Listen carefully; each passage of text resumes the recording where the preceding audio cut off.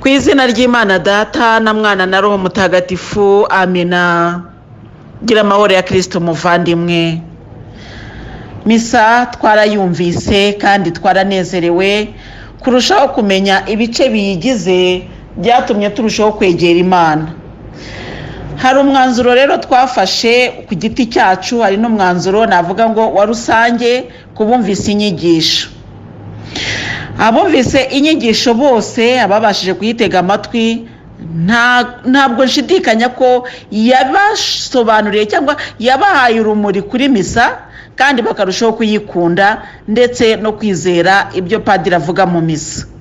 Icyo ngicyo ntabwo ngishidikanyaho. Noneho hakaba n'umwanzuro w'umuntu ku giti cye. Wowe birashoboka ko uri iriya misa wayumvise, mu by'ukuri wari usanzwe uri umukristu, ujya mu misa unabikora neza, ukavuga uti noneho mbonye ko ntataye igihe, nibeshye, mbese buriya byari bikenewe. Hari n'undi wayumvise atarasanzwe abigenza neza, akavuga ati noneho nabyumvise ngiye kujya mbigenza neza. Hari umwanzuro rero twafashe. Njyewe hari umwanzuro nkimara kumva izo nyigisho, ari umwanzuro nafashe, ari nawe ngiye kubasomera uri muri iki gitabo. Umwanzuro rero, njye ndi umukristu kandi ndi uwa Yezu.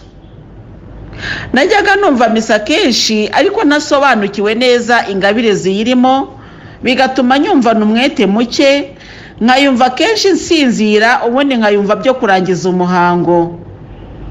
Hari ubwo nagiraga isoni zo kumva abandi bangaya baramutse bumvise ko nasibye misa kandi bazi ko ndi umukristu.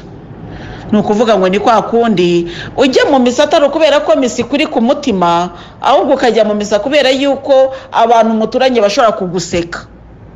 Hari n'ukuntu twajyaga mu misa, ubwo uyu mwanzuro mbese ni wa rusange, ntabwo navuga ko ari uwanjye bwite kuko mbisangiye n'abantu benshi.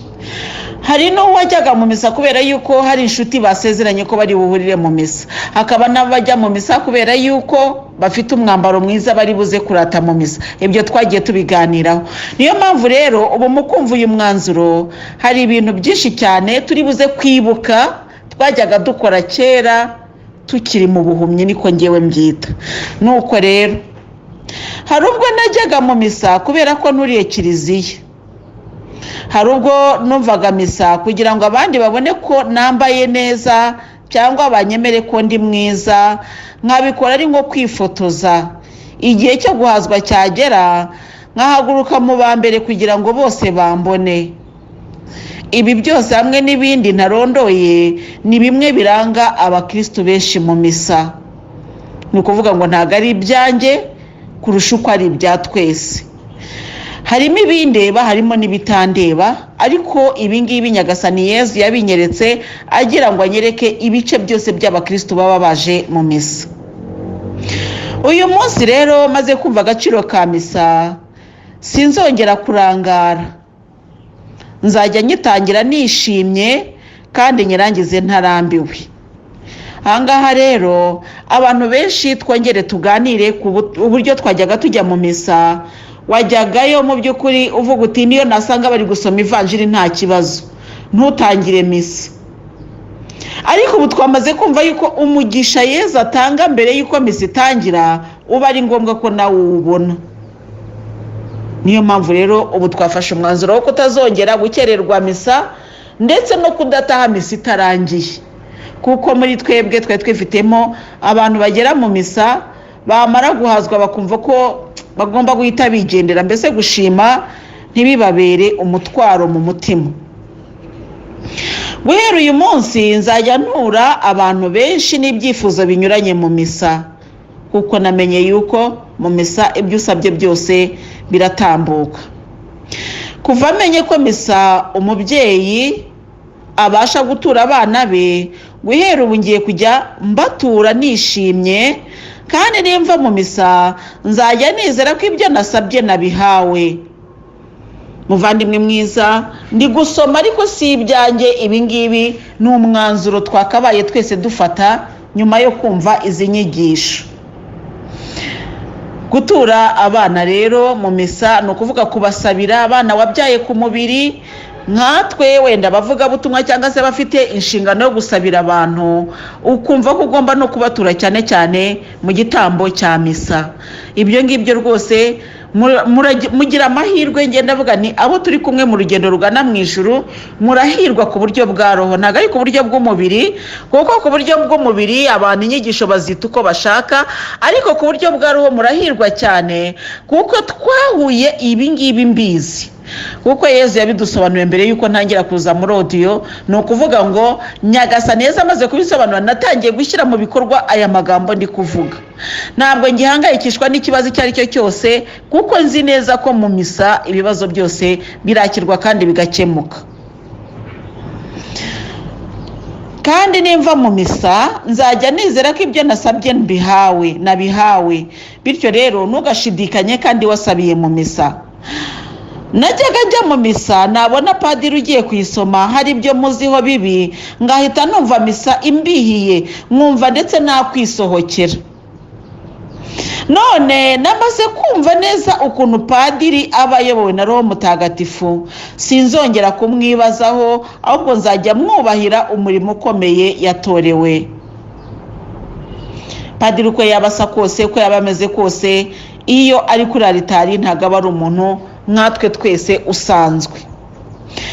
Najyaga njya mu misa igihe cyo guhazwa nkanga ko runaka ampaza kuko muzi nabi.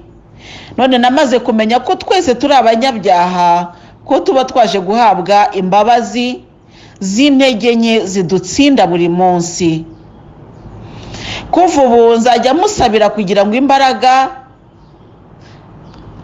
ahererwa mu misa abashe kuzikomeza ntasubire inyuma, dore ko namaze kumenya ko shitani bidutegereje hanze ngo yongere idusubize mu bibi.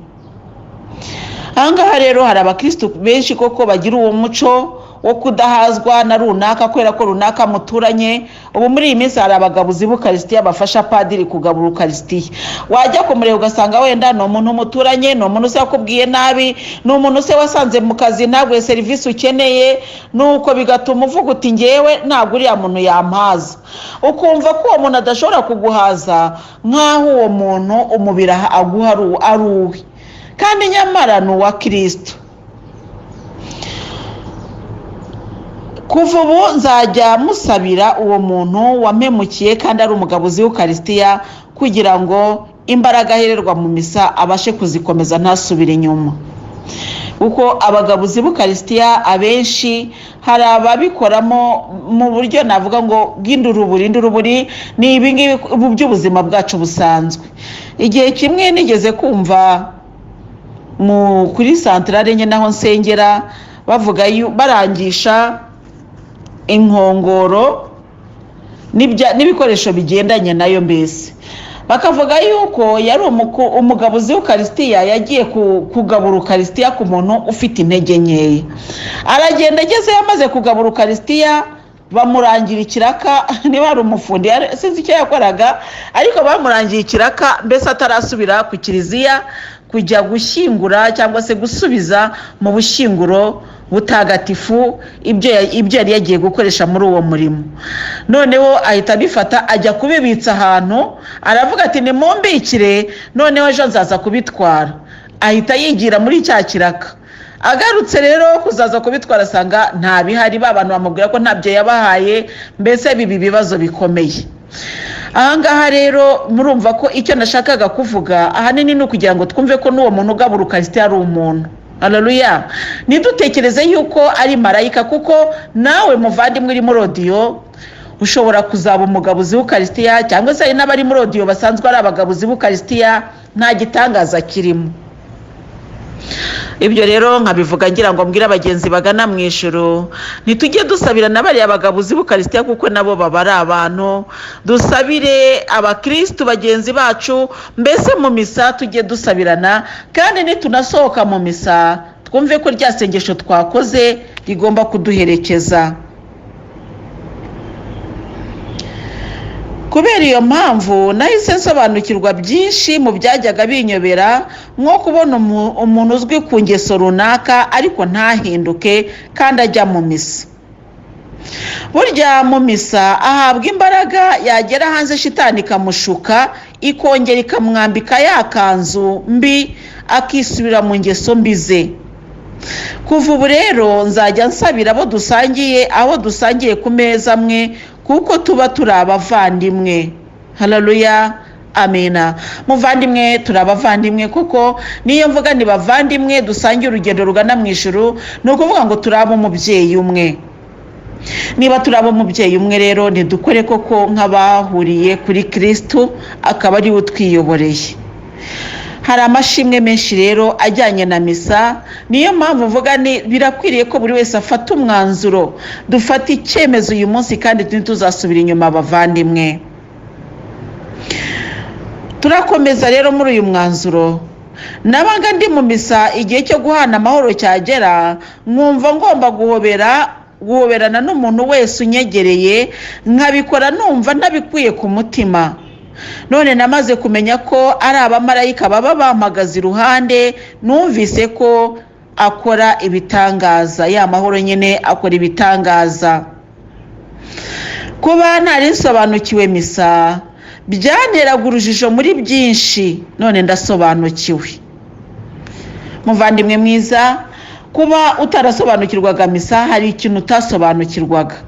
Ngewe rero aho mariye gusobanukirwa misa, nafashe umwete wo gusabira abantu bari mu yandi matorero, ni ukuvuga mu yandi madini. Bariya abantu dukwiriye kubasabira, kuko iri sengesho ntibarijyamo. Ariko cyane cyane dusabira bavuye muri Kiliziya Gatolika bakajya muri ayo matorero yandi, bari basanzwe batura igitambo cya misa. Urumva rero aba bantu barahombye mu by'ukuri. Ntabwo nabura kubigereranya no kuba wabaga iruhande rw'ikirombe gicukura zahabu, ukakivamo ukajya gucukura ikisi. Ibumba se ko naryo burya rigira akamaro. Mbese ukajya gucukura ikintu navuga ngo kidakomeye, reka tubyite ibumba kuko nubwo rigira akamaro ariko ntiwakageranya n'akazahabu. Ni ukuvuga ngo nabo aho bari, simvuga Imana imbabarire kandi namwe bavandimwe munyumva ntimugire ngo ndashaka gukomeretsa, ahubwo nagereranyaga kuva aho hari ubukungu nyine muri Kiliziya Gatolika ukajya noneho aho utongera kububona, nicyo nagereranyaga. Si ukuvuga ko ari amatorero atanga ibintu bimeze nk'ibumba, ntabwo ari icyo mvuze Mana yanjye, ahubwo ndavuga ni ugereranyije ubukungu bwari buri mu misa n'ubukungu buri muri rya sengesho wa muvandimwe akora, harimo ikinyuranyo kinini cyane. Nizera ko aho ngaho munyumvise. Ubwo rero umuntu wavuye muri Kiliziya Gatolika akajya mu yandi matorero, akaba atabasha kuba kijya mu misa, uwo nguwo ameze nk'uwavuye ku kirombe cya zahabu akajya ku kirombe cy'ibumba. Impamvu mbigereranya gutyo nayo irahari, ni uko mu misa harimo ubukungu bwuzuye, naho mu yandi matorero bagira umuhango wo gusangira, ariko wa mubiri wa Kristo wa mugati bazanye ntabwo nzi amagambo bawuvugiraho. Ikindi kandi uburyo basangira ni uburyo bwa kivandimwe, babasangira kivandimwe, naho twe dusangira tumaze gutura umugati, mbese wahindutse umubiri wa Kristo. Ubwo rero aho ngaho ntabwo ndi buze kubitindaho, ko byasaba ko njya mu myemerere y'ayo matorero, kandi ntabwo nzi uko babyemera. Icyo nzi cyo nuko nta basaseridoti bagira bari buze guhindura umugati na divayi, nabo bafite. Kuba rero badafite iryo sakaramento, ni ukuvuga mu yandi magambo ntabwo bafite ubwo buryo bwo guhindura wa mugati ngo bawuhindure umubiri wa Kristo. Ntibafite uburyo bwo guhindura cya kinyobwa bafite ngo bagihindure amaraso ya Kristo. Niyo mpamvu rero nabigereranyije gutyo, kandi mubyumve uko mbivuze, hanyuma wenda uzumva bimubabaje ubwo azagaruka muri Gatolika ajye yumva misa. Bityo rero ntabwo bibujijwe ku muntu waba waragiye muri rindi torero ko yagaruka muri Kiliziya Gatolika akaza kongera agahazwa. Hari umuvandimwe umwe twigeze kuganira, arambwira ati nagiye mu matorero akomeye, ati mbamo ariko numva hari ikintu mbura, ati nkumva sinuzuye. Aho ngarukiye ateho najyaga mu misa ashaka kuba nyine umugarukiramana, yagarutse atari umugarukiramana, ati bavuga ngo hahirwa batumiwe ku meza ya Nyagasani, ati nkumva ntabwo ndimo, ati nkumva birambabaje cyane kuba nari mu batumiwe ku meza ya Nyagasani, ndavuga ngo nkwiriye gufata umwanzuro kugira ngo nanjye mbe mu batumiwe ku meza ya Nyagasani. Ariko buriya ririya jambo burya abantu benshi badahazwa rirabababaza cyane. Ntabwo ribababaza ko ari ribi, ahubwo ni isengesho rikora cyane ku mitima yabo. Hahirwa batumiwe ku meza ya Nyagasani, dore ntama w'Imana, dore ukiza ibyaha by'abantu. Natwe tukavuga ngo Nyagasani, sinkwiye ko wakwinjira mu mutima wanjye, ariko uvuga ijambo rimwe gusa roho yanjye irakira. Padiri ati umubiri wa Kristo duhawe utubesheho, uturagire, uzatugeze mu bugingo bw'iteka, amen. Noneho tukicara cyangwa tugahagarara. Ubwo wahagarara wakwicara, ibyo narabisobanuye uko biri uburi mu misa. Ntabwo icyo tureba ntabwo ari ukwicara, gupfukama, guhagarara, oya. Gusa mbifuzeho navuga ni mu misa cyangwa Kiliziya Gatolika ifite uburyo yagiye igena ibyo bice bizajya bikurikirana. Tuzi ko kumva ijambo ry'Imana tuba duhagurutse. Iyo umusaseridoti avuze ati Nyagasani Yezu nabane namwe, nawe kandi muhorane, ni ukuvuga ngo twakabaye duhaguruka. Noneho rero aho tudahagurutse, ushobora kuba urwaye, ushobora kuba ufite impamvu runaka itari butume uhaguruka. Hari n'igihe ushobora guhaguruka ukumva ugize isereri ukaba wakwicara, ariko icyo ni igihe cyo guhaguruka. Igihe cya konsekarasiyo kikaba igihe cyo gupfukama. Hamwe iyo barangije nyine kuvuga amagambo matagatifu kuri Eucharistia na divayi, bamwe barahaguruka, abandi barakomeza kugeza igihe Padiri tugiye kuvuga dawe uri mu ijuru.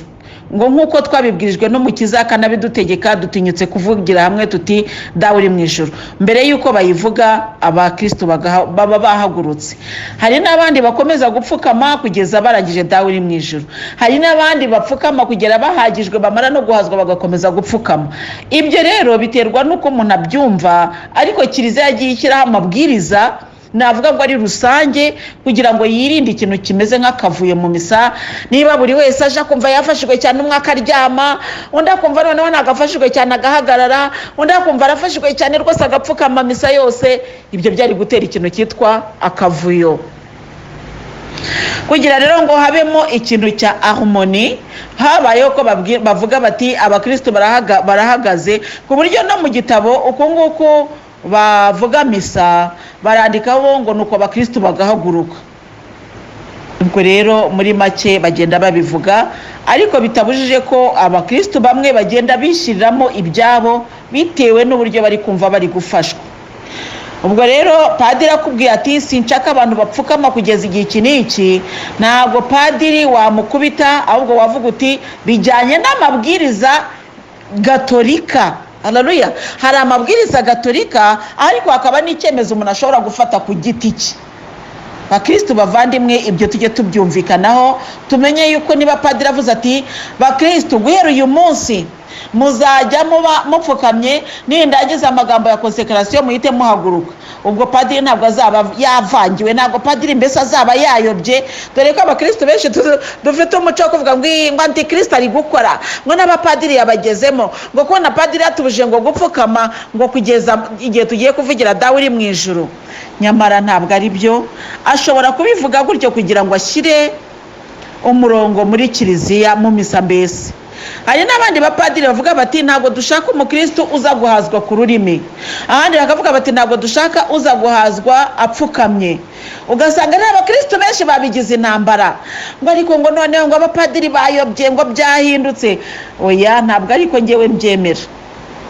Nge nemera ko niba Kiliziya Gatolika yaravuze iti igihe iki n'iki abakristo baba bicaye, igihe iki n'iki baba bahagaze, nemera ko ari uko twakagombye kubikurikira. Ariko nkabona yuko hari za initiative zigenda ziza zitewe n'ivugururwa muri Roho Mutagatifu, renouveau charismatique, nayo itari mbi. Twongere twibukiranye ko renouveau charismatique atari ukuvuga bari abakarismatike gusa, kuko charisme ni impano.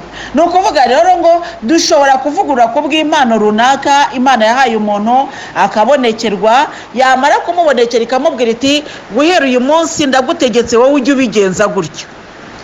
Ubwo rero nibigenda gutyo, iyo ni charisme igiye gutuma hari ibintu bihinduka. Wenda twari tumenyereye ko bigenda gutya, ariko kubera ya charisme yahabaye hari igihindutse.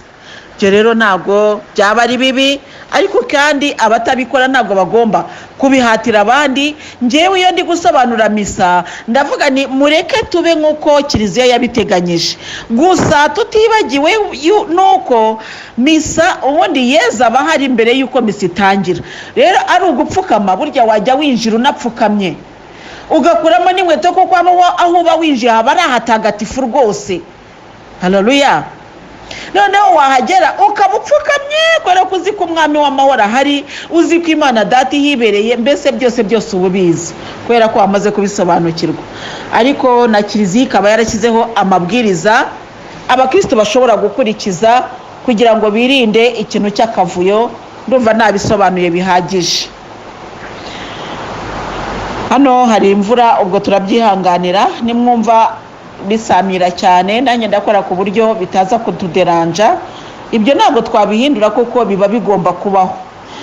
Hanyuma rero Nyagasani Yezu arashaka kugira ngo buri wese avugurure uburyo yumvaga misa. Haleluya. Niba wajyaga mugasinzira, niba wajyaga mukayura, niba wajyaga kandi buriya hari ibintu mvuze wenda bikagira, buriya gusinzira kenshi na kenshi tubiterwa n'imbaraga nkeya z'umubiri nyine, ariko nizarore kwayura nabyo nicyo kimwe. Burya kuba uri gusenga ukumva wafashwe n'ikintu cyo kwayura, ujye umenya ko ari ikimenyetso cy'imbaraga nkeya z'umubiri ariko zijyana no kuri roho.